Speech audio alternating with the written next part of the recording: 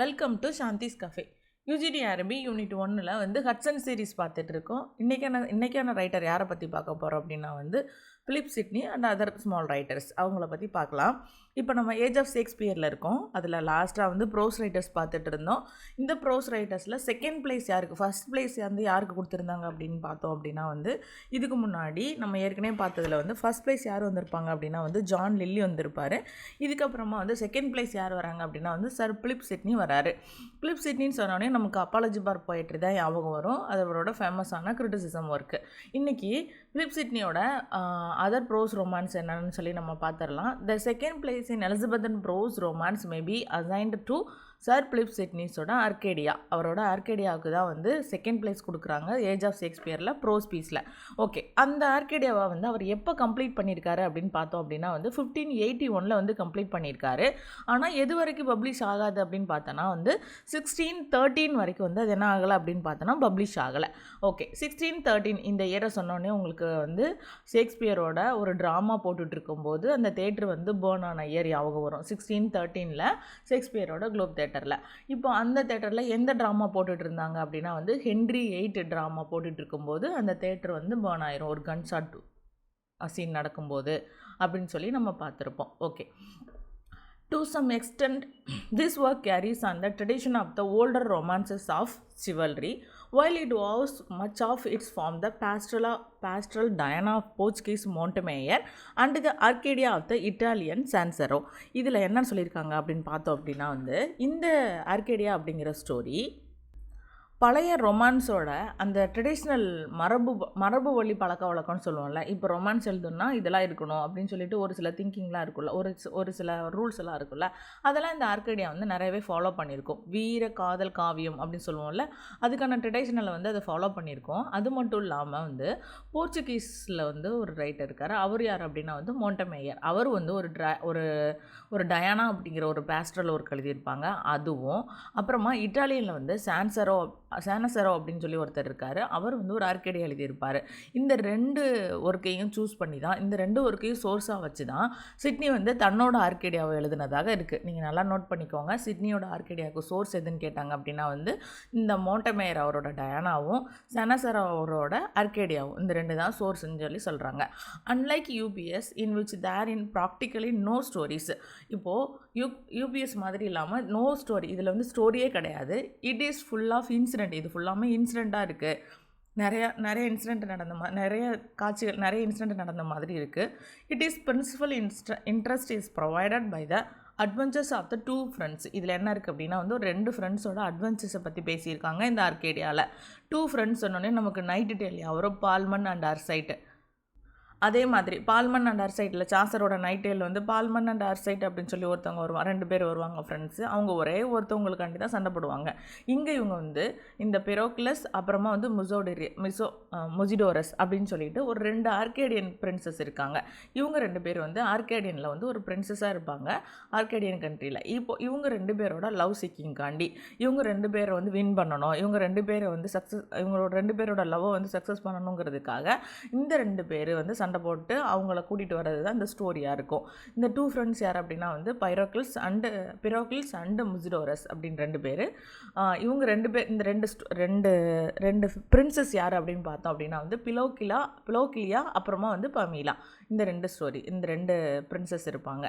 இந்த 2 பிரின்சஸை இவங்க வந்து லவ் வின் பண்ணணும், அதுதான் வந்து இதில் ஸ்டோரியாக இருக்கும். ஓகேவா? இப்போ ஆர்கேடியா அப்படின்னு சொன்னோன்னையும் 2 சோர்ஸ்லேருந்து எடுத்திருக்காங்க. அதில் 2 ஃப்ரெண்ட்ஸ் இருக்காங்க, பிரோக்லஸ் அப்புறமா மிசுடோரஸ். அப்புறமா அந்த ஆர்கேடியன் பிரின்சஸ் யார் அப்படின்னா வந்து பிலோக்கிலியா அப்புறமா வந்து பமீலா. ஓகேவா? இப்போது இதில் லார்ஜ் நம்பர் ஆஃப் கேரக்டர் வந்து கொஞ்சம் கொஞ்சமாக இன்ட்ரொடியூஸ் பண்ணுறாரு சிட்னி. இதில் என்ன பிரச்சனை அப்படின்னா வந்து இப்போ மைனர் கேரக்டர்ஸ் வந்தாங்க அப்படின்னா அவங்களுக்கு தனி பிளாட் வந்து நம்ம எந்த ஸ்டோரியிலுமே பார்க்க மாட்டோம். ஆனால் சிட்னி என்ன பண்ணுவார் அப்படின்னா ஒவ்வொரு கேரக்டருக்குமே தனித்தனி ஸ்டோரிஸ் கொடுக்கறதுனால பிளாட் வந்து ரொம்பவே காம்ப்ளிகேஷனாகவும் கன்ஃபியூஷனாகவும் ஆயிடுதுன்னு சொல்கிறாங்க. But an large number of other characters, நிறைய கேரக்டர் என்ன பண்ணுறாங்க, இன்ட்ரொடியூஸ் பண்ணுறாங்க.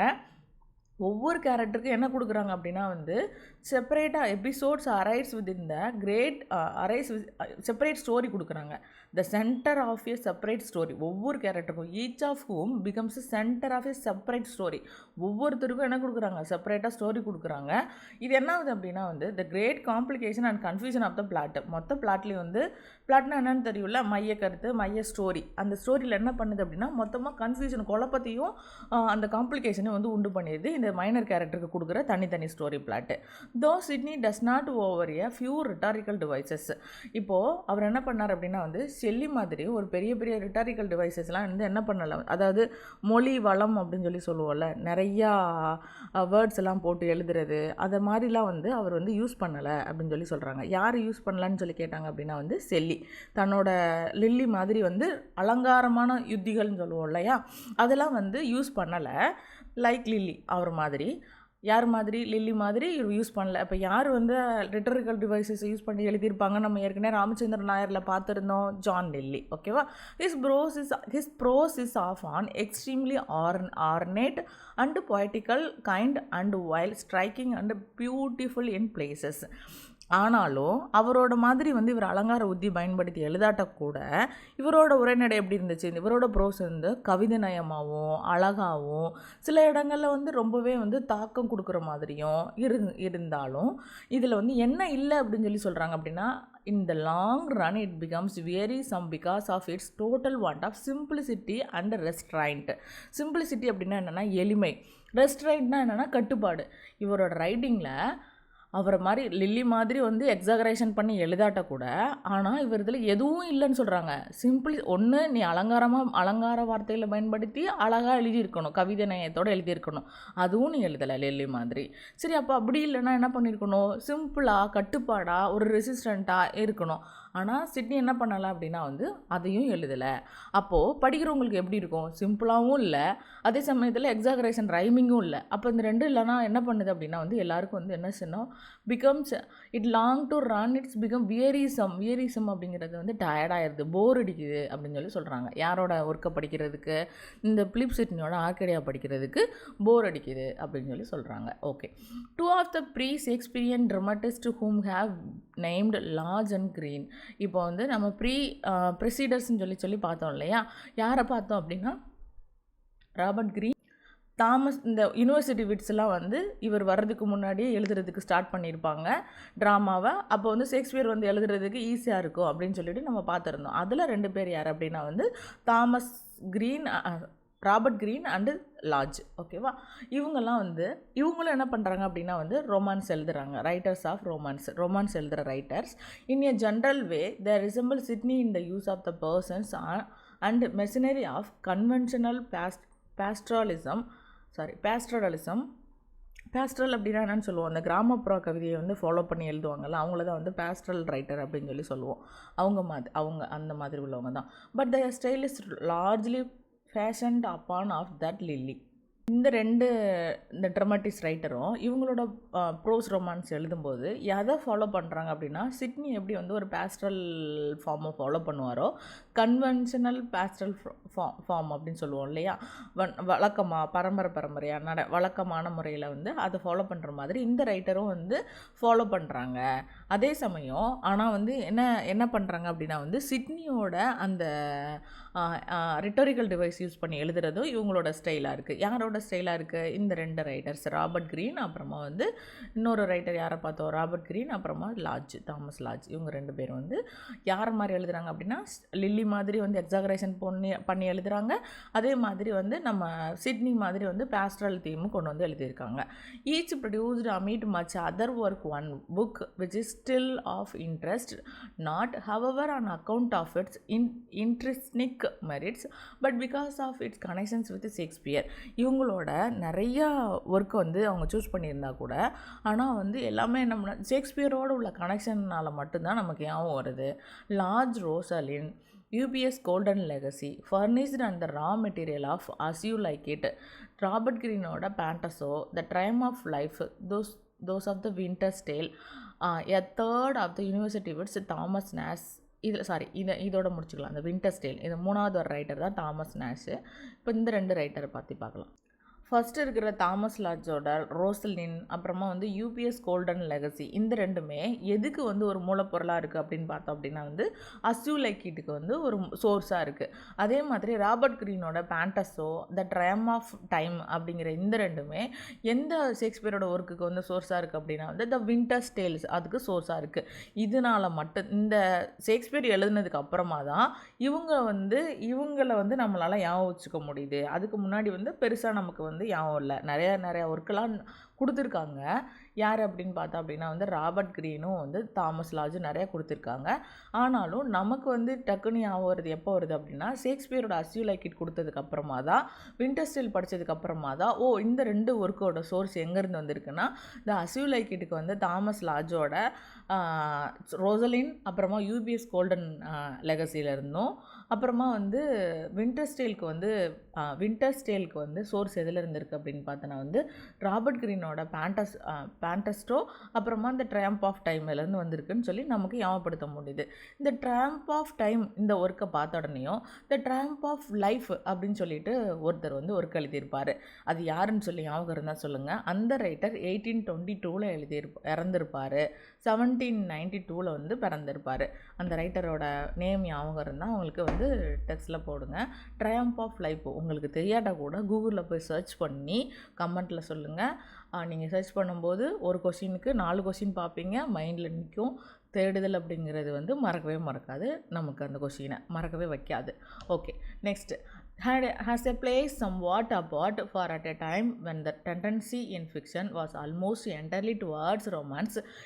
He gave a distinct lead in the directions of realism of a course descriptions. இதில் என்ன சொல்கிறாங்கன்னா, இந்த தேர்ட் ரைட்டர் யார் அப்படின்னு பார்த்தோம் அப்படின்னா வந்து the third of the university wit அப்படிங்கிறவர் யார் அப்படின்னா தாமஸ் நாஷ். இப்போ ஃபஸ்ட்டு யாரை சொல்லியிருக்காங்கன்னா லாட்ஜ், அப்புறமா வந்து க்ரீனு. இப்போ தேர்ட் ரைட்டர் யாருன்னு பார்ப்போம் அப்படின்னா இந்த அதில் ஆர்டராக வச்சுக்கோங்க, 7 பேர் இருப்பாங்க. இப்போ ஃபஸ்ட்டு யாரை பார்த்துருக்கோம், லாட்ஜு, அப்புறமா வந்து க்ரீனு. இதில் யார் இருக்காங்க, தேர்ட் ரைட்டர் யார் அப்படின்னா வந்து தாமஸ் நாஷ். இவர் என்ன சொல்கிறாருன்னு பார்ப்போம்னா வந்து தேர்ட் ரைட்டராக இருக்கிற இவர் வந்து has a place somewhat apart for at a time when the tendency in fiction was almost entirely towards romance. இப்போது எல்லாருமே அந்த நேரத்தில் என்ன பண்ணாங்க அப்படின்னா வந்து கற்பனை அதாவது இமேஜினேஷன், ஃபிக்ஷன், கற்பனையை யூஸ் பண்ணி எல்லோரும் என்ன பண்ணிகிட்டு இருந்தாங்க வந்து நிறையா ஒர்க்கு எழுதிட்டு இருந்தாங்க. ஆனால் இந்த தாமஸ் நாஷ் என்ன பண்ணார், கொஞ்சம் டைரெக்ஷனை சேஞ்ச் பண்ணி அவர் என்ன பண்ணுறாரு அப்படின்னா வந்து ரியலிசத்து சம்மந்தமாக, அந்த ரியலிசம் அப்படின்னா வந்து நார்மலாக நம்ம வாழ்க்கையில் நடக்கிற ஒரு சில உண்மையை வந்து காட்டணும் மக்களுக்கு அப்படின்னு சொல்லிட்டு காமிக்க ஆரம்பித்தார். அப்படியே அவர் எழுதின டிஸ்கிரிப்ஷன் ஒர்க்கு தான் என்னென்னா வந்து த அன்ஃபார்ச்சுனேட் ட்ராவலர். த அன்ஃபார்ச்சுனேட் ட்ராவலர் ரைட்டர் யார் அப்படின்னு கேட்டாங்கன்னா தாமஸ் நாஷ். ஆர் இந்த ஒர்க்கோட அனதர் டைட்டில் அப்படின்னா வந்து த லைஃப் ஆஃப் ஜாக் வில்டன் அப்படிங்கிறது வந்து த அனதர் டைட்டில். இந்த ஜாக் வில்டன் அப்படிங்கிற பேரை கேட்டோடனையும் எனக்கு ஜாக் மால்டன் அப்படிங்கிற ஒரு நேம் வந்து ஞாபகம் வருது. இந்த கேரக்டர் எதில் வருவாங்க அப்படின்னா அந்த ஜாக் மால்டன் அப்படிங்கிற கேரக்டர் டேவிட் காப்பர்ஃபீல்டில் டாக்டர் ஸ்ட்ராங் அப்படின்னு சொல்லி ஒருத்தர் இருப்பார். அவங்க ஒய்ஃப் வந்து ஆனின்னு சொல்லி ஒருத்தங்க இருப்பாங்க. அந்த ஆனியோட கசினோட நேம் தான் வந்து என்ன பேர் அப்படின்னா வந்து ஜாக் மால்டன். இது இந்த இன்ஃபர்மேஷன் வந்து யூஜிடிஆர்பி ஆஸ்பிரண்ட்டுக்கு வந்து கண்டிப்பாக யூஸ் ஆகும், நோட் பண்ணி வச்சுக்கோங்க. இவர் யார் அப்படின்னா வந்து தாமஸ் நாஷ் த அன்ஃபார்ச்சுனேட் ட்ராவலர் எழுதுகிறாரு. அந்த அன்ஃபார்ச்சுனேட் ட்ராவலர் அப்படிங்கிற ஒர்க்கு வந்து எப்போ பப்ளிஷ் ஆகிருக்கும் அப்படின்னா 1594 வந்து பப்ளிஷ் ஆகிருக்கும். இதே 1594 தான் கிறிஸ்டோஃபர் மார்லோவோட டாக்டர் ஃபாஸ்டஸ் வந்து ஃபஸ்ட்டு பெர்ஃபார்மன்ஸ் கொடுத்துருப்பாங்க. கிறிஸ்டோஃபர் மார்லோவோட டாக்டர் ஃபாஸ்டஸ் ஏ டெக்ஸ்ட் பி டெக்ஸ்ட்னு சொல்லி 2 இருக்கும். அது 1604 ஏ டெக்ஸ்ட்டும் 1616 வந்து பி டெக்ஸ்ட்டும் பப்ளிஷ் பண்ணதாக நமக்கு சோர்ஸ் இருக்குது. ஆனால் அதோட ஃபஸ்ட்டு பெர்ஃபார்மன்ஸ் இயர் எப்போன்னு சொல்லி கேட்டாங்கன்னா 1594. அந்த டாக்டர் ஃபாஸ்டஸோட ஃபஸ்ட்டு பெர்ஃபார்மன்ஸ் இயரில் தான் இந்த சேம் ஒர்க்கான தாமஸ் நாஷோட அன்ஃபார்ச்சுனேட் ட்ராவலர் அப்படிங்கிற ஒர்க்கு வந்து 1594 வந்து பப்ளிஷ் ஆகிருக்கும்.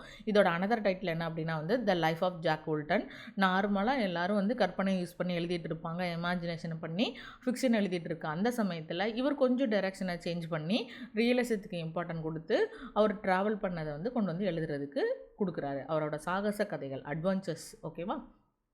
எ rambling record of adventures on the continent. Continent means இந்த இடத்துல யூரோப் ஃபுல்லாக. அவர் வந்து யூரோப் ஃபுல்லாக போன அந்த சாகசங்கள்லாம் வந்து பதிவு போயிட்டு வந்து அவர் வந்து என்ன பண்ணுறாரு அப்படின்னா வந்து பதிவு செய்கிறாரு.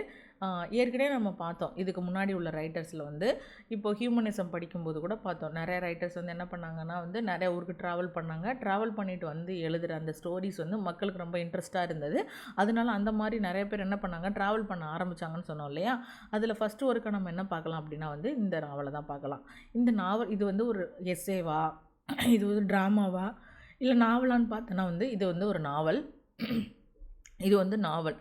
இந்த நாவல் வந்து எதை சொல்லுது அப்படின்னு பார்த்தோம் அப்படின்னா வந்து ரொம்ப நாளாக வந்து ட்ராவல் பண்ணிவிட்டு அந்த அங்கே மீட் பண்ண அட்வென்ச்சர்ஸ் எல்லாம் பற்றி பேசுகிறதுக்காக இந்த நாவல் வந்துருக்கு. இந்த நாவல் சொல்லுவாங்க. இதுக்கு பேர் வந்து என்ன சொல்கிறாங்க அப்படின்னா வந்து பிக்காரஸ்கோ நாவல் அப்படின்னு சொல்கிறாங்க. இந்த பிக்காரோ அப்படிங்கிறது வந்து எதிலிருந்து வரும் அப்படின்னா வந்து ஸ்பானிஷ் அந்த மொழியில் வந்து பிக்காரோ அப்படிங்கிறது வந்து ஒரு தந்திரக்காரன் இல்லைனா திருடன் அப்படிங்கிற ஒரு மீனிங்கு. அந்த மீனிங்கில் தான் வந்து இது வந்து பிக்காரஸ்கோ நாவல் அப்படின்னு சொல்லுவாங்க. இல்லாட்டி இதுக்கு இன்னொரு பேர் இருக்குது, என்னென்னா த நாவல் ஆஃப் ராஸ்காலிட்டி அப்படின்னு சொல்லிட்டு. இது ஒரு டைப் ஆஃப் ஃபிக்ஷன். இது வந்து நாவல் தான். ஆல்ரெடி இது எங்கே வந்து பாப்புலர் ஆகிருக்கும் அப்படின்னா வந்து ஸ்பெயினில் வந்து பாப்புலர் ஆகிருக்கும். லேட்டராக இதை யார் வந்து ரொம்ப வந்து கல்டிவேட் பண்ணி கிரேட் சக்ஸஸ் கொடுத்துருப்பாங்க அப்படின்னா வந்து டேனியல் டீஃபோ அப்படின்னு சொல்லி ஒருத்தர் வந்து சக்ஸஸ் பண்ணியிருப்பார். ஃபஸ்ட் இன்ட்ரடியூஸ் பண்ணது தாமஸ் நாஷாக இருந்தாலும் பின்னாடி பெருசாக சக்ஸஸ் கொடுக்குறது யார் அப்படின்னா டேனியல் டீஃபோ. இந்த டேனியல் டீஃபோன்னு சொன்னோன்னே நமக்கு என்னெல்லாம் ஒர்க்கு ஞாபகம், ராபின்சன் குருசோ 1719 வந்து ராபின்சன் குருசோ எழுதியிருப்பார். இது ஞாபகம் வருதா. அப்புறமா வந்து மால் ஃப்ளாண்டரஸ், அதில் வந்து ஒரு உமன் வந்து பண்ணுற க்ரைமு, அந்த உமனோட விட்டு அறிவு எப்படி இருக்கும் அதை பற்றிலாம் வந்து இந்த மால் ஃப்ளாண்டரஸில் பேசியிருப்பார் நம்ம டேனியல் டீஃபோ. இந்த டேனியல் டீஃபோ அப்புறமா வந்து இந்த கொலனல் ஜாக் அப்படின்னு சொல்லிட்டு ஒரு ஒர்க்கு பப்ளிஷ் பண்ணியிருப்பார் 1722. இந்த மால் ஃப்ளாண்டரஸ் அப்புறமா வந்து கொலனல் ஜாக், இந்த ரெண்டுமே 1722 தான் பப்ளிஷ் ஆகிருக்கும். அந்த கொலனல் ஜாக்கில் என்ன பண்ணியிருப்பார், ஒரு பூவர் பாயனோட அட்வென்ச்சர்ஸை பற்றி பேசியிருப்பார். இதில் வந்து ஒரு விமனோட க்ரைம் மால் ஃப்ளாண்டர்ஸில். ராபின்சன் குருசோவில் வந்து அவர் ராபின்சனை பற்றி தான் பேசியிருப்பாங்க. இப்படி இது எல்லாமே வந்து டேனியல் டீஃபோட பிக்காரஸ்கோ நாவல். அப்போ டேனியல் டீஃபோ யாருன்னு பார்த்தோம் அப்படின்னா வந்து ஏஜ் ஆஃப் ஜான்சனில் உள்ள ஒரு நாவலிஸ்ட். இந்த நாவலிஸ்ட்டு தான் வந்து ஒரு ஃபேமஸான நாவலிஸ்ட்டு. அவர் தான் பின்னாடி வந்து எதை டெவலப் பண்ணுறாருன்னு பார்க்குறோம், இந்த பிக்காரஸ்கோ நாவலை வந்து டெவலப் பண்ணுறாரு. இந்த இன்ஃபர்மேஷன்லாம் வந்து சைடில் நோட் பண்ணி வச்சுக்கோங்க. It is very useful for you. Okay, next பேக்கனோட எஸ்ஸேஸ். நம்ம ரொம்பவே முக்கியமான ஒரு ரைட்டருக்கு வந்துட்டோம். நெக்ஸ்ட் வந்து பேக்கனோட essays. We must not suppose that the English literature of the age of Shakespeare was entirely literature of the imaginations. நம்ம வந்து நினச்சிட்டு இருக்கோம் இந்த ஏஜ் ஆஃப் ஷேக்ஸ்பியர் வந்து ஃபுல்லாகவே நம்ம ஏஜ் ஆஃப் ஷேக்ஸ்பியர் ஃபுல்லாகவே வந்து இமேஜினேஷன், கற்பனை உலகத்தில் தான், கற்பனை சார்ந்த இலக்கியமாக தான் இருந்தது அப்படின்னு சொல்லிட்டு நாட் சப்போஸ் நம்ம வந்து அப்படி நினைக்கக்கூடாது. England now felt the stimulus of the renaissance of the intellectual as well as on the artistic side. அந்த காலத்தில் இங்கிலாந்து வந்து மறுமலர்ச்சியோட இயக்கத்தோட தாக்குதலில் இன்டலெக்சுவல் அப்படின்னா அறிவியல் சம்மந்தமாகவும் அதே சம்மந்தமாகவும் ஆர்டிஸ்டிக் சைடு கலை, இந்த ரெண்டுலேயுமே வந்து என்ன ஆரம்பிச்சுது அப்படின்னா வந்து வளர்ச்சி பெற ஆரம்பிச்சு. And the result was the production of the great many prose work dealing with various subjects in which thoughtful people were then interested. இதோட ரிசல்ட் என்னதான் இருந்துச்சு அப்படின்னா வந்து நிறைய தலைப்புகளில் வேறு ப்ரோஸ் ஒர்க்லாம் வந்து கிரியேட் பண்ண ஆரம்பித்தாங்க. இது மக்களுக்கு வந்து ரொம்பவே இன்ட்ரெஸ்டாக, தாட்ஃபுல் பீப்புள், நிறைய யாரெல்லாம் வந்து சிந்தனையாக இருக்காங்களோ, அதாவது அறிவாக இருக்காங்களோ அவங்களுக்கு இது ரொம்ப இன்ட்ரெஸ்டடாக இருந்தது இந்த ப்ரோஸ் ஒர்க்கு, இவங்க கொடுக்குற இந்த ப்ரோஸ் ஒர்க்கு. ஓகேவா. Most of these belong to the special history of such subject rather than the general history of literature. இப்போது இந்த படைப்பில் ரொம்பவே பெரும்பாலானது பொதுவான வரலாற்றை விட ஒரு குறிப்பிட்ட ஒரு ஜென்ரல் ஹிஸ்ட்ரி ஆஃப் லிட்ரேச்சரை விட ரேதர் தென் அதை விட special history of such subject, அதாவது ஒரு குறிப்பிட்ட துறையில் ஒரு பொதுவான இப்போது பொதுவாக ஓவரால் இங்கிலாந்து ஹிஸ்ட்ரியை சொல்கிறத விட ஒரு ஸ்பெசிஃபிக்காக ஒரு ஃபீல்டில் வந்து அந்த ஹிஸ்ட்ரி சொல்கிறதுல வந்து இது ரொம்பவே வந்து முக்கியமாக இருந்தது இந்த ப்ரோஸ் ரைட்டிங்.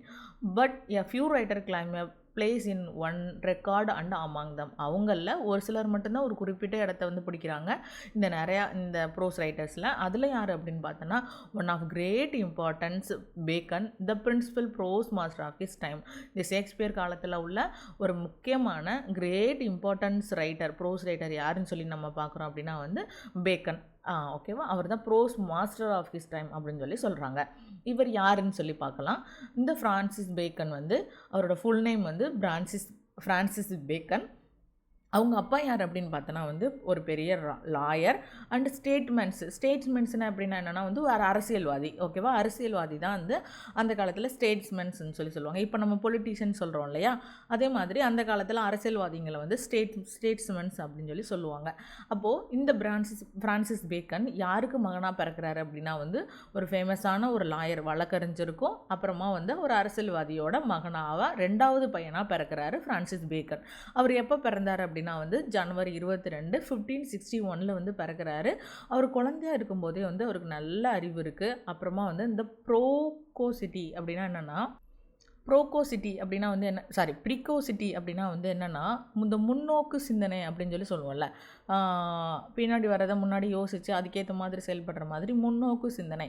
அது யாரை அட்ராக்ட் பண்ணுது அப்படின்னு பார்த்தோன்னா வந்து குயினை வந்து அட்ராக்ட் பண்ணுது. இந்த குயின் யார் அப்படின்னா குயின் எலிசபெத் 1558 வந்து ரூலிங் வந்துடுறாங்க. 1558 வந்ததுக்கப்புறமா தான் இந்த ஃப்ரான்சிஸ் பேக்கன் வந்து பிறகுறாரு. அப்போ வந்து அவருக்கு 3 வயசாக இருக்குது. அந்த அம்மா வந்து ரூலிங் வந்ததுக்கப்புறமா 3 வருஷத்துக்கு அப்புறமா யார் பிறக்கிறாங்க அப்படின்னா ஃப்ரான்சிஸ் பேக்கன். அப்போ அவர் சின்ன வயசுலேருந்து வளர்கிறத பார்க்குறாங்க குயின். இவங்க வளர்கிறத பார்க்குறதுக்கு குயினுக்கு எப்படி ஆப்பர்ச்சுனிட்டி, இவர் எப்படி வந்து குயினுக்கு பக்கத்தில் அப்படின்னு பார்த்தா, ஏன்னா அவங்க அப்பா வந்து ஒரு பெரிய அரசியல்வாதி. அப்போ வந்து அவர் கோர்ட் சம்மந்தமாக கண்டிப்பாக அங்கே போவார் வருவார்.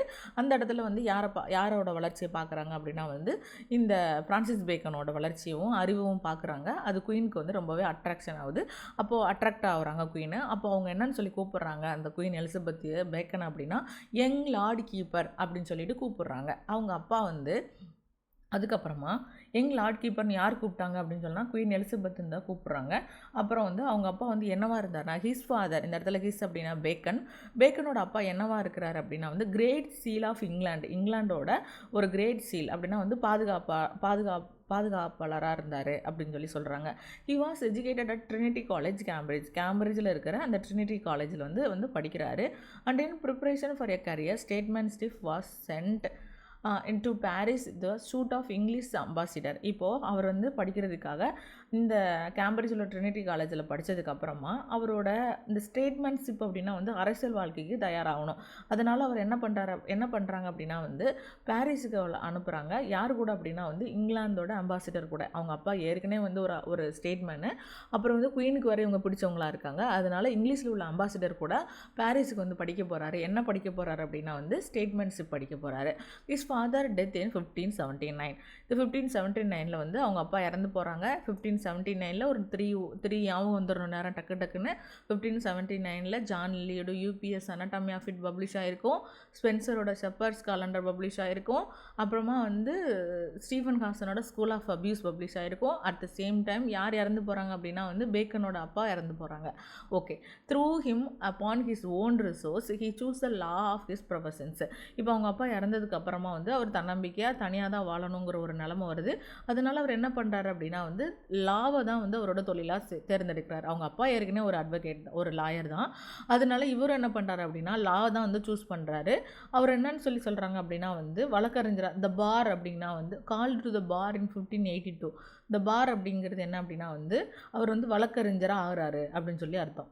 ஓகேவா, லா சூஸ் பண்ணதுக்கப்புறமா 1582 வந்து அவர் வந்து என்ன ஆகிறார் அப்படின்னா வந்து வழக்கறிஞராக மாறுறாரு. அண்ட் பிகம் குயின்ஸ் கவுன்சில் இன் 1589. அப்புறமா ஒரு 7 இயர்ஸ்க்கு அப்புறமா வந்து அந்த ராணிக்கு ஒரு சட்ட ஆலோசகராக வந்து மாறுறாரு. குயின்ஸ் கவுன்சில் அப்படின்னா சட்ட ஆலோசகர் அப்படின்னு சொல்லுவோம். ஏற்கனவே ராணிக்கு பிடிக்கும் இவரை. அதனால் வந்து 1589 வந்து ராணிக்கு வந்து ஒரு பர்சனல் சட்ட ஆலோசகராக வந்து வராரு. By this time he had also made his mark as an orator in the House of Commons. இந்த House of Commons அப்படிங்கிறது என்னென்னா வந்து ஒரு பொலிட்டிக்கல் ஹவுஸ் தான். அப்போது அதில் வந்து என்ன செய்கிறாரு அப்படின்னா வந்து பொதுமக்கள் அவைன்னு சொல்லுவோம்ல, ஹவுஸ் ஆஃப் காமன் மக்களவை அப்படின்னு சொல்லுவோம் இல்லையா, அந்த மாதிரி இங்கே ஹவுஸ் ஆஃப் காமன் அப்படிங்கிறது இந்த பொதுமக்களோட அவை. அப்போ அதில் வந்து என்னவா மாறுறாரு அப்படின்னா ஒரேட்டர். அவர் வந்து என்ன பண்ணுறாருன்னா ஒரு சிறந்த பேச்சாளராக மாறுறாரு பேக்கன். ஆஃப்டர் த அசசன்ஸ் of James I he rose rapidly in favor and fortune. Accession அப்படிங்கிறது யார் அப்படின்னா வந்து யார் அரியணைக்கு வர்றாங்க அப்படின்னா 1603 வந்து ஜேம்ஸ் I வந்து அரியணைக்கு வர்றாரு. அப்போ அவர் அரியணைக்கு வந்ததுக்கப்புறமா இவரோட பதவி, அவரோட வெல்த்து எல்லாமே பயங்கரமாக ரேப்பிடாக பயங்கரமாக வந்து ஃபேமஸாக மாறுறாரு. அப்போ வந்து அவர் நைட்டு அப்படிங்கிற ஒரு பட்டத்தை வாங்குறாரு. எப்போ அப்படின்னு பார்த்தோன்னா வந்து 1603. இந்த 1603 வந்து நைட் பட்டம் வாங்குறாரு. இதே 1603 தான் நம்ம பென் ஜான்சன் அவரோட சென்ட் ஹிஸ் ஃபால் அப்படிங்கிற ஒரு ட்ராஜடி வந்து எழுதியிருப்பார். அது வந்து ஃபேமஸாக வந்து ட்ராஜடி, ஆனால் ஃபெயில் ஆகிருக்கும் அது. ஓகேவா, இது இந்த இயரை வந்து நோட் பண்ணிக்கோங்க 1603. ஓகேவா, 1603 வந்து ஜேம்ஸ் ஒன்று ரூல் வருவாங்க. பேக்கன் வந்து நைட் வாங்குறாங்க. அப்புறமா வந்து 1603 பென் ஜான்சன் வந்து சென்ட் ஹிஸ் ஃபால் அப்படிங்கிற ஒர்க்கை வந்து பப்ளிஷ் பண்ணியிருப்பாங்க. Okay, become attorney general 1613. இப்போ தான் கொஞ்சம் நேரத்துக்கு முன்னாடி 1613 அப்படிங்கிற ஒரு இயரை பார்த்தோம். அந்த 1613ங்கிறது இயரை வந்து எதுக்காண்டி பார்த்தோம் அப்படின்னா வந்து 1613ங்கிறது ஆர்கேடியா வந்து அதுக்கப்புறமா தான் பப்ளிஷ் ஆகுதுன்னு சொல்லி பார்த்தோம். 1613 தான் தேட்டர் வந்து பேர்ன் ஆகும்னு பார்த்தோம். இப்போ யார் வந்து அட்டார்னி ஜெனரலாக மாறுறாங்க அப்படின்னா வந்து பேக்கன் வந்து அட்டார்னி ஜெனரலாக மாறுறாரு 1613. இந்த இயர்லாம் முக்கியம், ஞாபகம் வச்சுக்கோங்க. ப்ரைவி கவுன்சிலர் அப்படிங்கிறது 1616 வர்றாங்க. 1616 ஷேக்ஸ்பியர் இறந்து போகிறாரு. அதே இயரில் தான் வந்து யார் மைக்கேல் டி செர்வான்டிஸ் அப்படின்னு சொல்லி ஒரு ரைட்டர், அவர் இறந்து போவார். ஷேக்ஸ்பியர் இறந்து போவார். அந்த இயரில் தான் வந்து பேக்கன் என்னவா மாறுறாரு அப்படின்னா ப்ரைவி கவுன்சிலராக வந்து போஸ்டிங் வராரு.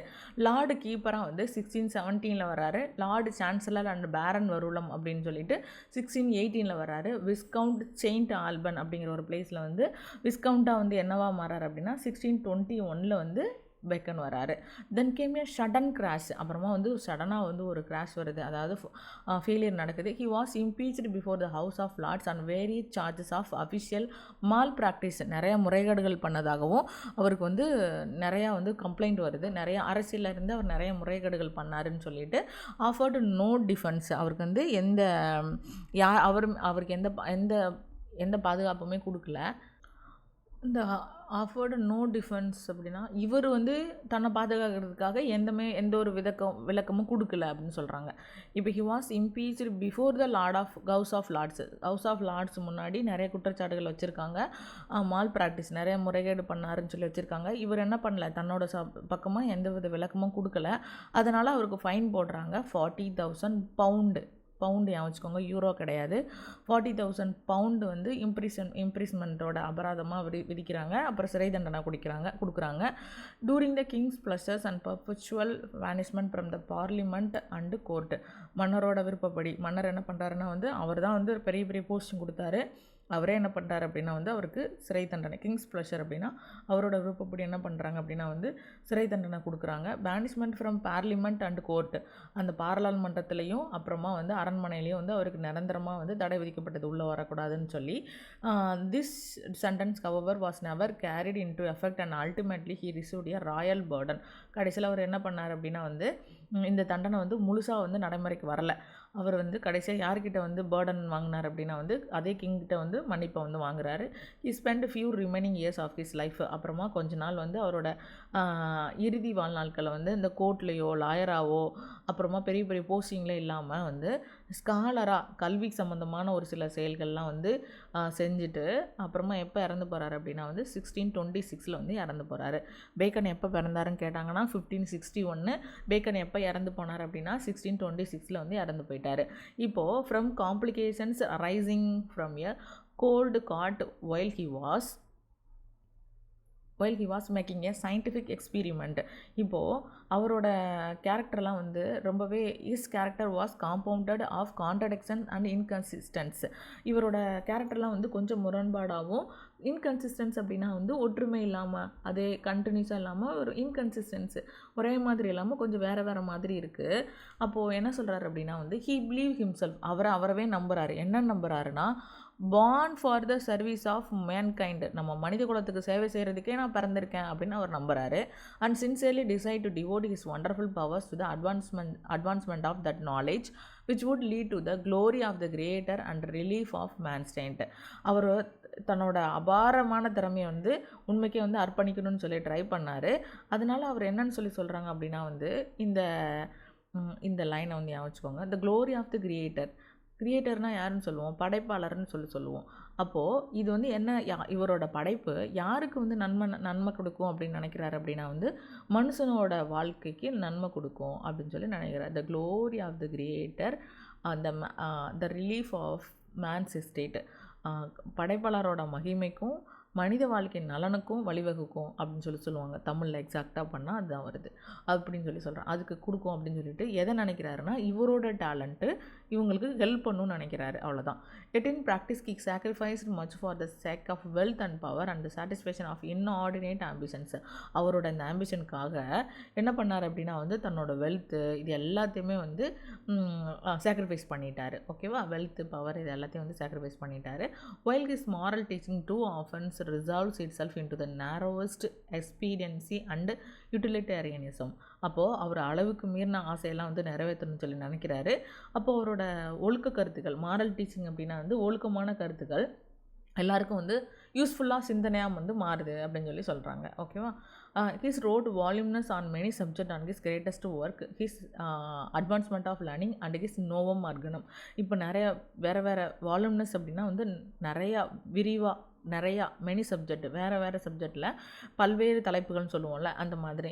அப்போது நிறையா தலைப்புகளில் பெருசாக நிறைய எழுதியிருக்காரு. அதில் ரொம்பவே முக்கியமானது என்ன அப்படின்னு சொல்லி பார்த்தோம் அப்படின்னா, கிரேட்டஸ்ட் ஒர்க் என்னன்னு பார்த்தோன்னா அட்வான்ஸ்மெண்ட் ஆஃப் லேர்னிங் 1605 வந்து பப்ளிஷ் பண்ணியிருப்பாங்க. அண்டு நோவம் ஆர்கனம் அப்படிங்கிறது அவரோட இன்னொரு ஒர்க்கு. அதுக்கு இன்னொரு பேர் அப்படின்னா வந்து new organ or new tool or instrument அப்படின்னு சொல்லுவாங்க. இந்த ஒர்க்கில் என்ன பண்ணியிருக்கிறாரு பேக்கன் பார்த்தோம் அப்படின்னா வந்து which he set forth illustrated the inductive or Baconian method of studying nature place him in front of rank of the world epoch maker. இதில் அவர் என்ன பண்ணுறாருன்னா, இப்போது நம்ம வந்து அரிஸ்டாட்டில் என்ன மெத்தடை கொண்டு வந்திருப்பார் அப்படின்னா டிடக்டிவ் மெத்தட் வந்து கொண்டு வந்திருப்பார். டிடக்ஷன்னா நமக்கு என்ன தெரியும், டிடக்டிவ்னா ஒரு ஒரு ஒரு பொருளை வந்து நிறைய ஆராய்ச்சி பண்ணி செஞ்சு கொண்டுட்டு வர்றது, ஒரு ரிசல்ட்டை கொண்டு வருவோம், அது டிடக்டிவ் மெத்தடு. இப்போ ஆனால் பேக்கன் வந்து என்ன மெத்தடை கொண்டு வந்திருக்காரு அப்படின்னா இண்டக்டிவ் மெத்தடு. இதை வந்து எதில் வந்து எக்ஸ்பிளைன் பண்ணியிருக்காரு அப்படின்னு பார்த்தோன்னா வந்து இந்த நோவம் ஆர்கனம் அதில் வந்து எக்ஸ்பிளைன் பண்ணியிருக்காரு இண்டக்டிவ் மெத்தடை.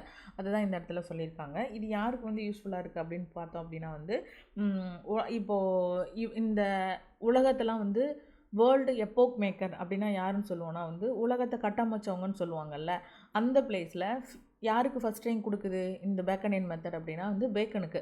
இந்த மெத்தடை கண்டுபிடிச்சதுக்கப்புறமா மெத்தட் ஆஃப் ஸ்டடிங் நேச்சர் இந்த மெத்தடை வந்து இயற்கையை வந்து ஆய்வு செய்கிறதுக்கு தூண்டுறது, அதுதான் வந்து இந்த மெத்தட்னு சொல்லுவோம், பேக்கனியன் மெத்தட், இண்டக்டிவ் மெத்தடு.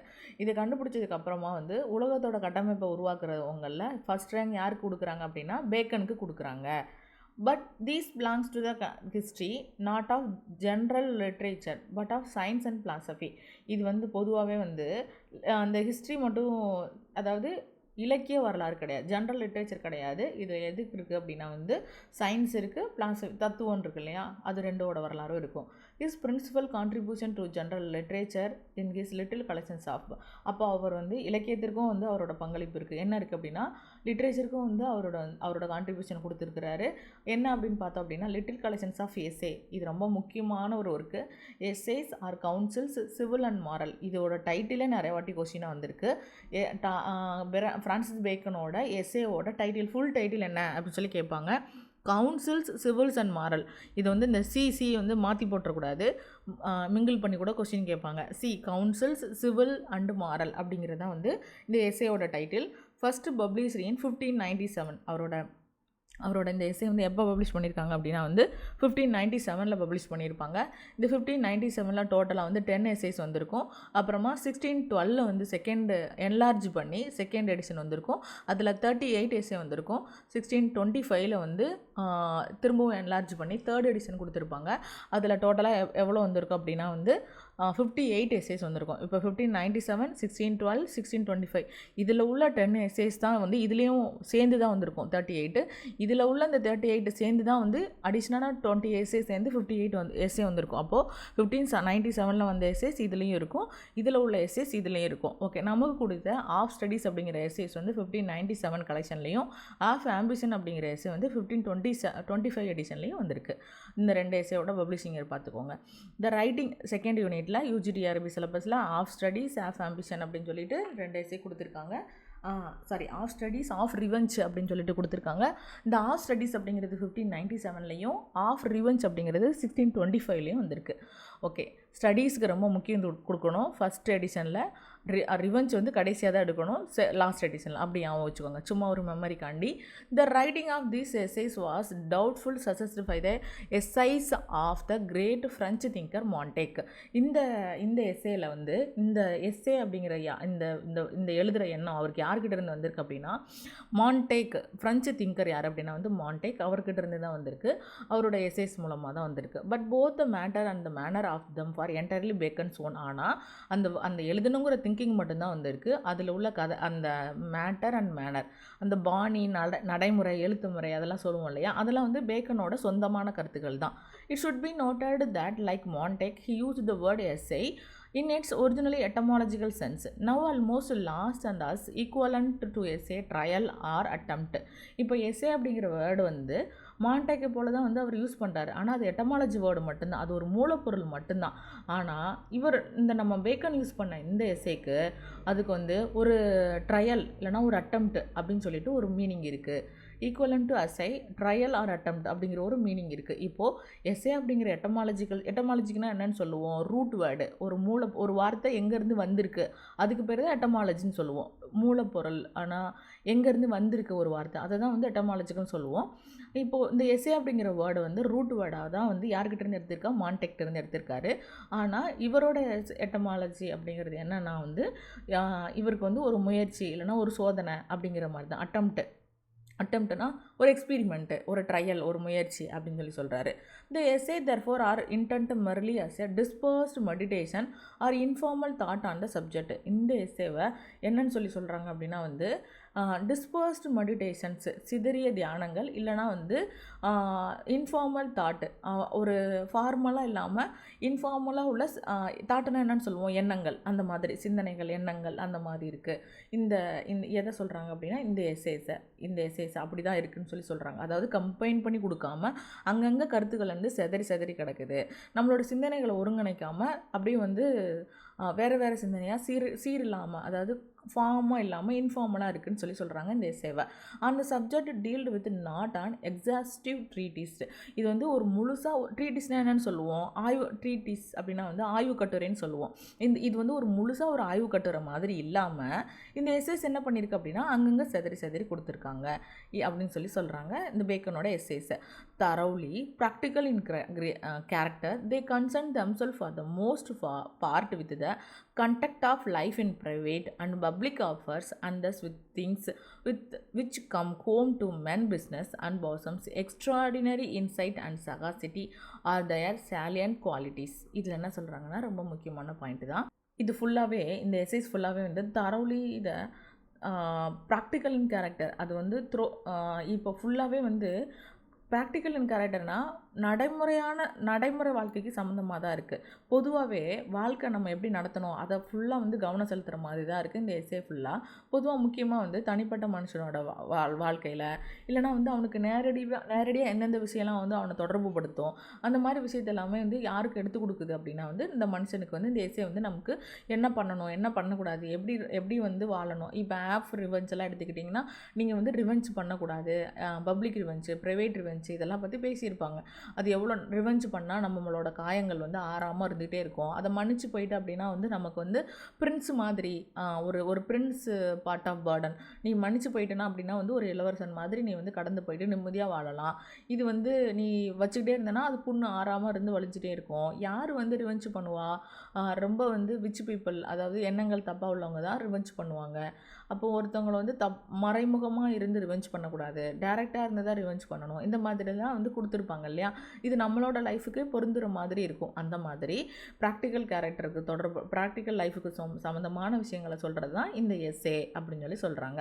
அது மட்டும் இல்லாமல் எக்ஸ்ட்ராடினரி இன்சைட் அண்ட் செகாசிட்டி அப்படின்னா வந்து சாதாரண பார்வையும் அறிவு, எக்ஸ்ட்ராடினரி பார்வைனா அசாதாரண அறிவு வந்து ரொம்ப, எக்ஸ்ட்ராடினரி இன்சைட்னா ரொம்ப முக்கியமான அறிவு, இது எல்லாமே வந்து இதோட ஃபீச்சர்ஸாக இருக்குது அப்படின்னு சொல்லி சொல்கிறாங்க. ஓகேவா, நெக்ஸ்ட்டு தோ அக்கார்டிங் டு வி மஸ்ட் எது வரைக்கும் நிப்பாட்டணும் மறந்து போச்சு. ஓகே, பியாண்ட் இதில் வரைக்கும். Okay, beyond perhaps any other book of the same size in any literature they are loaded with the ripest wisdom of experience, but we must never forget that the wisdom which they included inculcate is on the whole of distinctly worldly kind. இதே சமயத்தில் எல்லா எல்லா எல்லா எல்லா புக்கை விட other book of the same size இதே அளவில் இருக்கிற மற்ற எல்லா புக்கை விட இது என்ன நிறைஞ்சு வழியுது அப்படின்னா வந்து விஸ்டம் ஆஃப் எக்ஸ்பீரியன்ஸு, அனுபவத்தினால உள்ள ஞானம் அப்படி சொல்லுவோம்ல, விஸ்டம் ஆஃப் எக்ஸ்பீரியன்சஸ். அப்போது இந்த அனுபவத்தினால வர்ற அறிவு வந்து நிறைஞ்சு வழியுது. ஆனால் இது வந்து எல்லாமே பெரும்பாலும் இந்த இன்கால்குலேட் இன்ஸ் the whole of this thing world kind, நம்ம உலகத்துக்கு என்ன தேவையோ அந்த அனுபவத்திலிருந்து வர அறிவு தான் இந்த புக்கு கொடுக்குது அப்படிங்கிறத நம்ம மறந்துடக்கூடாது அப்படின்னு சொல்லி சொல்கிறாங்க. Though according to his first biographer Bacon writing in them டீட்டர் ஃபஸ்ட்டு பயோகிராஃபர் இதில் என்ன சொல்கிறாங்க அப்படின்னா வந்து இப்போது அவரோட ஃபஸ்ட்டு பயோகிராஃபர் எழுதியிருப்பாங்கல்ல, அந்த பயோகிராஃபரோட கருத்துப்படி பேக்கன் என்ன சொல்லியிருக்காரு அப்படின்னா வந்து Bacon in writing them did rather than drive at masculine and clear expressions then at any fineness or affectation of phrases. இப்போது பேக்கன் என்ன பண்ணுவார் அப்படின்னா வந்து பொதுவாக அந்த இந்த நம்ம சொன்னோம் இல்லையா லில்லி மாதிரி ரிட்டாரிக்கல் டிவைசஸ் வச்சு எழுதுகிற மாதிரி இந்த மாதிரி ப்ரைசஸ்லாம் என்ன பண்ண மாட்டார் அப்படின்னா பேக்கன் வந்து விரும்ப மாட்டார். His style none the less is marked by the general ornateness, the fondness of imagery. அவரோட கருத்தெல்லாம் பாணிலாம் எப்படி இருக்குன்னா வந்து நார்மலாக பொதுவான பாணியில் தான் இருக்கும். இப்போது அலங்காரம் பண்ணுறது, அப்புறமா வந்து இந்த இமேஜரினா வந்து அனாலஜி ஆஃப் மெட்டஃபர் அப்படின்னா வந்து அதை இந்த உருவகப்படுத்துறது, ஒப்புமைகள்லாம் பண்ணுறது, இந்த மாதிரியெல்லாம் வந்து இவரோட ஒர்க்கில் இருக்குது. ஆனால் எக்ஸ்ட்ராடினரியாக இல்லை. Which were so much in the taste of time. அவரோட காலத்தில் அந்த காலத்தில் ரைட்டர்ஸ் எப்படி இருந்தாங்களோ அவங்களோட விருப்பத்துக்கு ஏற்ற மாதிரி இவர் எழுதுகிறாரு. It is also very highly Latinised. இது ஒரு கொஷின். இது பார்க்குறதுக்கு இத்தனோண்டு லைனாக குட்டியாக மறைஞ்சு கிடக்குது. ஆனால் இது ஒரு எக்ஸாம் பாயிண்ட் ஆஃப் வியூவில் கொஷின். அவரோட ரைட்டிங்கில் என்ன தாக்கம் நிறையா இருக்குது அப்படின்னா வந்து லத்தீனைஸ்டு அதுதான் வந்து நிறையா இருக்குது. But it is most important characteristic, it is marvellous terseness and epigrammatic force. அப்போது அவரோட முக்கியமான தன்மை என்னன்னு சொல்லி பார்த்தோம் அப்படின்னா வந்து சுருக்கமாக எழுதுறது, அதே சமயத்தில் வந்து அவரோட இந்த கூர்மையாக இருக்குன்னு சொல்லுவோம்ல, எழுத்து கூர்மையாக இருக்குன்னு சொல்லுவோம், அதாவது ஷார்ஃபாக எப்படி சொல்கிறதுனா கருத்துக்கள் நிறையா இருக்கும். ஓகேவா. Bacon had an almost unrivalled power of packing this thought into the smallest possible space and adapting phrase in the Marlowe's the Jew of Malta we may there describe the essays infinite riches in a little room. Bacon வந்து தன்னோட தாட்டல் அன்ரிவைல்டு power அப்படின்னா வந்து அவரோட சிந்தனை எல்லாத்தையும் சுருக்கமாக அடக்கி மொத்தமாக பெருசாக இத்தினோண்டு லைனில் பெருசாக திங்கிங் கொடுக்குற அளவுக்கு அதுக்கான டேலண்ட் இருந்தது. இதனால ஜூ ஆஃப் மால்டா அப்படிங்கிற ஒரு ஒர்க் யார் எழுதியிருப்பாங்க அப்படின்னா கிறிஸ்டோஃபர் மார்லோ எழுதியிருப்பாங்க. அந்த மார்லோவில் ஒரு லைன் வந்திருக்கும். என்ன சொல்லியிருப்பாங்க அப்படின்னா வந்து அந்த மார்லோவிலேருந்து ஒரு லைனை எடுத்து இந்த பேக்கனோட எஸ்ஸேஸ்க்கு வந்து கொடுத்துருப்பாங்க. Infinite riches in a little room. இந்த சின்னோண்டு இடத்துல இன்ஃபினிட் ரிச்சஸ் அளவில்லாத செல்வம் வந்து குமிஞ்சு கிடக்குது அப்படின்னு சொல்லிட்டு நம்ம எக்ஸ்பிளைன் பண்ணலாம். இந்த லைன் எங்கேருந்து வந்திருக்காங்க அப்படின்னு நம்ம பார்த்தோம் அப்படின்னா ஜூ ஆஃப் மால்டாலேருந்து வந்திருக்கு. இது யாரோட எஸ்ஸேவை வந்து குறிக்குது அப்படின்னா பேக்கனோட எஸ்ஸேஸை குறிக்குது. ஓகே, ஷேக்ஸ்பியர் பீரியடில் உள்ள அதர் ப்ரோஸ் ரைட்டர்ஸ் பார்த்துடலாம். இன்னும் கொஞ்சம் தான் இருக்குது, நம்ம இதை முடிச்சிடலாம். ஓகேவா அன்றைக்கி. Okay, the varied other prose writer of the period. இந்த பீரியடில் உள்ள other prose writer the varied interest of the time are well represented in its prose literature. அந்த காலத்தில் நிறைய பேர் வந்து உரைநடை இலக்கியத்தில் வந்து நல்லாவே எழுதியிருக்காங்கன்னு சொல்லி பார்க்குறோம்.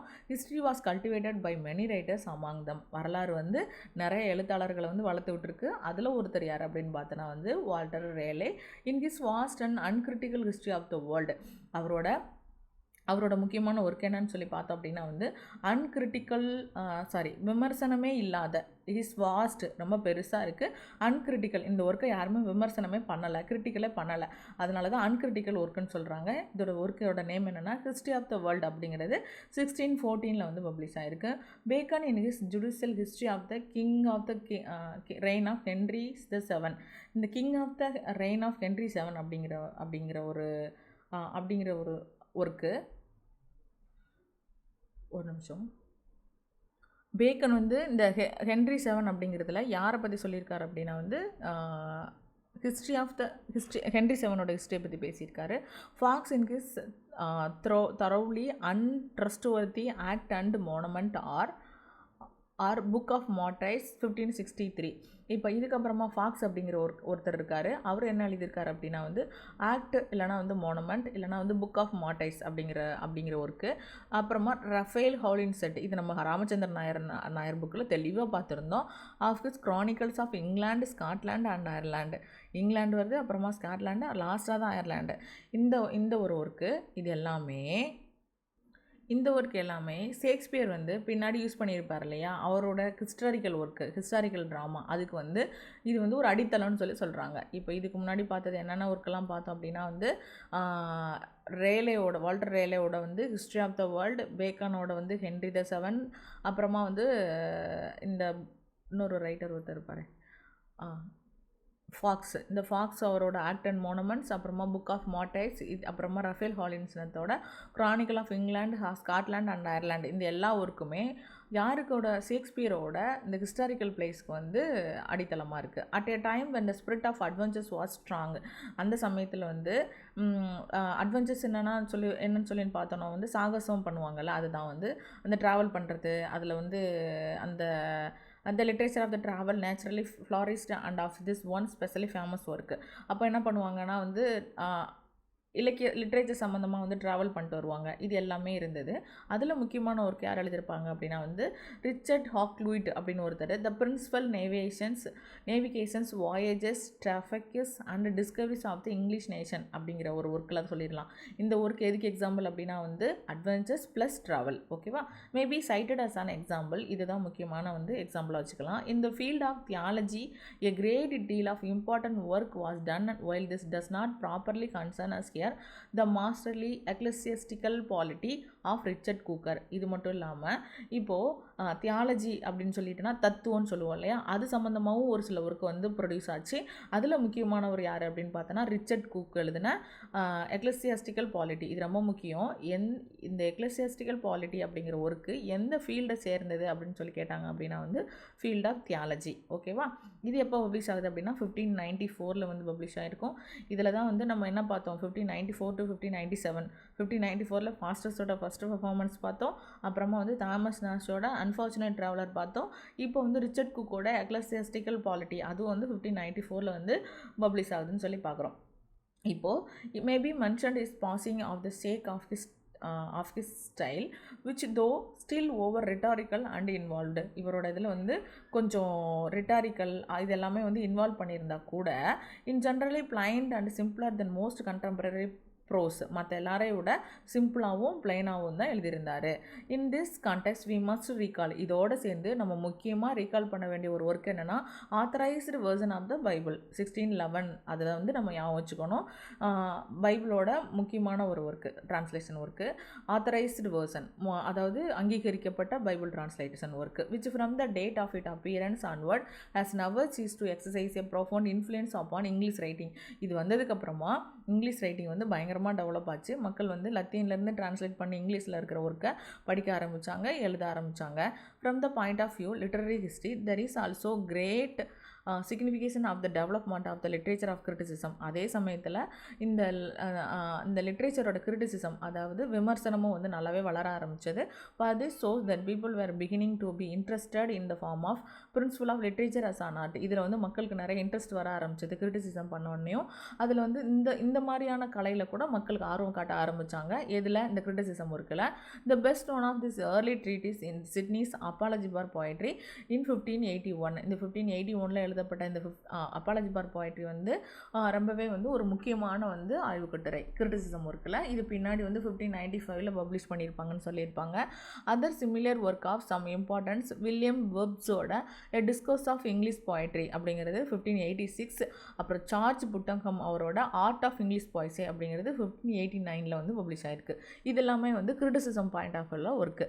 இதோட நம்ம வந்து ஷேக்ஸ்பியரோட ஏஜ் வந்து முடியுது. ஏஜ் ஆஃப் ஷேக்ஸ்பியர் அப்படின்னு சொல்லி பார்த்தோன்னா மொத்தம் அவரோட ட்ராமா பீரியடு, அப்புறமா வந்து ப்ரோஸ் ரைட்டர்ஸ், இது எல்லாமே நம்ம பார்த்துருவோம் ஏஜ் ஆஃப் ஷேக்ஸ்பியரில். இந்த ஏஜ் ஆஃப் ஷேக்ஸ்பியரோட ட்ராமாவில் ரொம்ப முக்கியமான ட்ராமட்டிஸ்ட்லாம் பார்த்துருந்தோம். அதுக்கு முன்னாடி வந்து நான் ட்ராமட்டிக் வேர்ஸ் எல்லாம் பார்த்துருந்தோம். இப்போ வந்து ப்ரோஸ் ரைட்டர்ஸ் பார்த்து முடிச்சாச்சு. ஏஜ் ஆஃப் ஷேக்ஸ்பியரோட பீரியட் கேட்டாங்க அப்படின்னா வந்து 1558 1625 வரைக்கும் முடியுது.